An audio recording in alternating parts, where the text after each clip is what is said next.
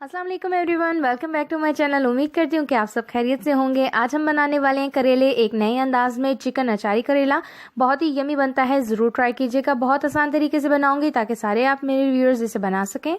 चलिए सबसे पहले रेसिपी की तरफ आ जाते हैं। यहाँ पे हमने ले लिया है एक पैन में ले लेती हूँ मैं ऑयल मैंने ले लिया है यहाँ पे थोड़ा ज़्यादा, क्योंकि हमने करेलों को पहले फ्राई करना है।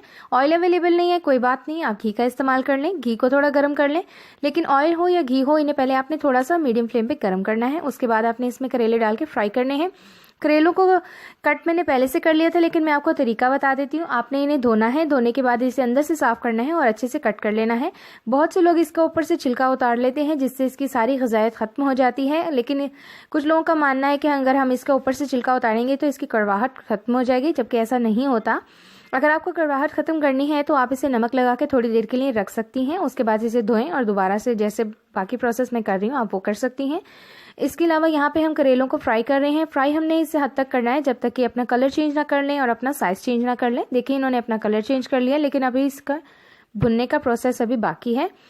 हमने इसे भूनना है, भूनते भूनते इसकी कड़वाहट भी काफ़ी कम हो जाती है। तो आप इसको मीडियम फ्लेम पे भूनेंगी और चम्मच चलाती रहेंगी। यहाँ पे देखिए अभी ये भून चुके हैं, इन्होंने अपना कलर चेंज कर लिया, लेकिन अभी ये और भी छोटे होंगे तो हमने तब तक इन्हें फ्राई करना है। इसमें थोड़ा सा आपका टाइम लग सकता है, लेकिन ये टाइम लगाने के बाद आपकी रेसिपी बहुत ही टेस्टी बनेगी। तो इसमें आप टाइम की जो है फिक्र मत कीजिएगा, इसे ज़रूर आपने फ्राई करना है जब तक कि मैंने फ्राई किया है।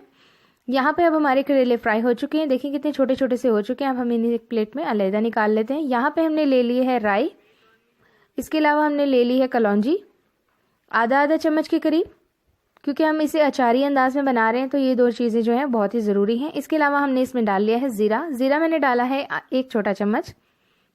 इसे भी ऑयल में भून लेते हैं। ये वही ऑयल है जो कि हमने करेलों के लिए यूज़ किया था। इसके अलावा आप चिकन ले लें, चिकन आप आधा किलो ले लें, बोनलेस ले लें या बोन वाला ले लें, जिस तरह मर्जी ले लें। छोटे छोटे से स्लाइसिस कट कर लें, उसके घर में ही कट करें, क्योंकि अगर आप बाज़ार से करवाएंगी तो वो एक्स्ट्रा चार्जेस लेते हैं। तो आप कोशिश किया करें अगर इसमें आपने चिकन के स्लाइसिस करने हैं या बोनलेस करना है तो खुद कीजिए।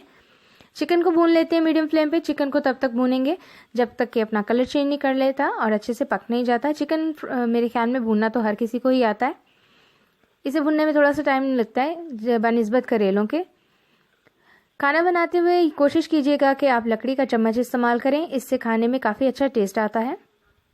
यहाँ पे देखिए चिकन तो हमारा भुन चुका है। अब मैंने डाला है लहसुन। ये लहसुन के 5 जवे थे, इन्हें मैंने कट किया है। मैंने पीस के भी डाला है, लेकिन मैंने इसके जवे जो हैं इस तरह से भी डाले हैं। इससे क्या होगा, इससे काफ़ी अच्छा टेस्ट भी आता है और एक अच्छी लुक भी आ जाती है। अब हमने डाली है प्याज हमने ले ली है तकरीबन पाव के करीब। इसे फ्रीली कट किया है, यानी किसी भी शेप में कट कर लें।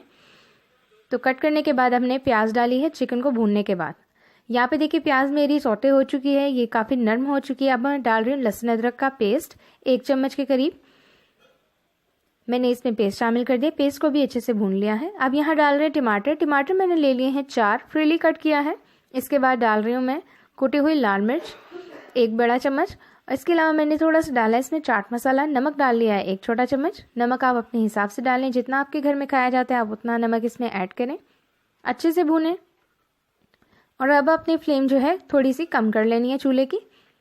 अब इसे आपने भूनना है जब तक कि टमाटर आपके नरम नहीं हो जाते, क्योंकि टमाटर को भूनने में टाइम लगेगा। यहाँ पे मैं डाल रही हूँ गरम मसाला आधा चम्मच के करीब। इसे भी अच्छे से मिक्स कर लेते हैं। अगर आप मेरे चैनल पे न्यू हैं और अभी तक आपने मेरा चैनल सब्सक्राइब नहीं किया तो जल्दी से सब्सक्राइब कर लें। और अगर आपको खाना बनाने का शौक है तो मैं बहुत डिटेलिंग में बताना शुरू करने वाली हूँ। तो अगर आप न्यू बिगनर्स हैं या रेसिपी बनाना अभी सीख रहे हैं, खाना बनाना सीख रहे हैं, तो ज़रूर सब्सक्राइब कीजिएगा। यहाँ पे देखिए हमारा चिकन और मसाला एकदम एक दूसरे से मिक्स हो चुका है। अब हम डाल लेते हैं करेले, जो कि हमने पहले फ्राई करके रखे थे।